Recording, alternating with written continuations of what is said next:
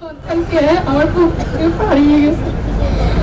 আমি শুধু প্রশাসনের উদ্দেশ্যে বলতেছি, আমি ওনার কাছে আমার সন্তানের বিশেষ চাই যে আমার বুক খালি হয়েছে, আর কোনো মায়ের বুক যেন না খালি হয়।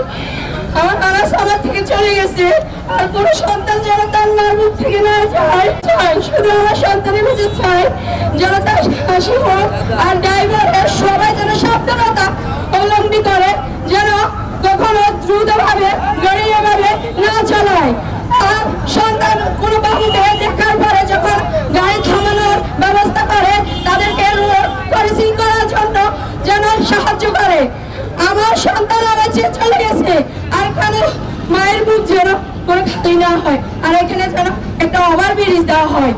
বাচ্চারা এখানে অনেক মাদ্রাসা আছে, অনেক স্কুল আছে, আপনারা একটা ওভার ব্রিজের ব্যবস্থা করবেন। আর আমার সন্তানের উপযুক্ত বিচার চাই, শুধু আমি এটাই চাই, আর কিছু চাই না, আমি কোনো কিছুই চাই না। এ বলে আমার ছেলে অ্যাক্সিডেন্টে মারা গেছে। আমি চাইতেছি যে এখানে সুস্থ বিচার যেন হয়, আমি তার ফাঁসি চাই।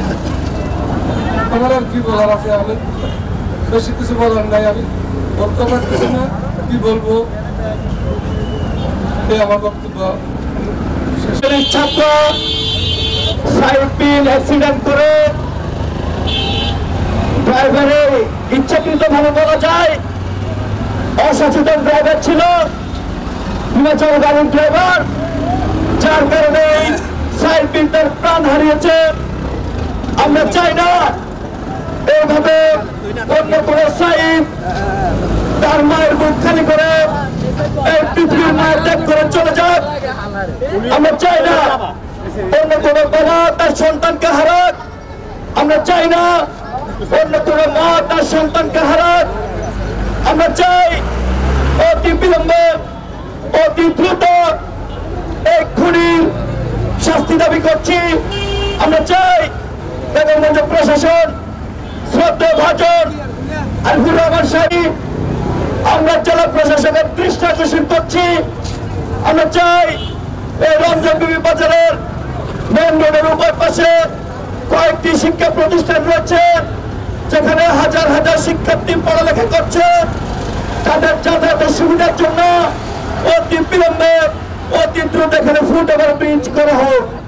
আমরা চাই আর কোন মা যেন তার সন্তানকে না হারায়। আমরা চাই না অন্য কোন বাবা তার সন্তানকে হারাক। যে দুর্ঘটনা ঘটেছে, যারা সূচককে দেখেছে তারা দেখেছে এটা কত নির্মম ছিল।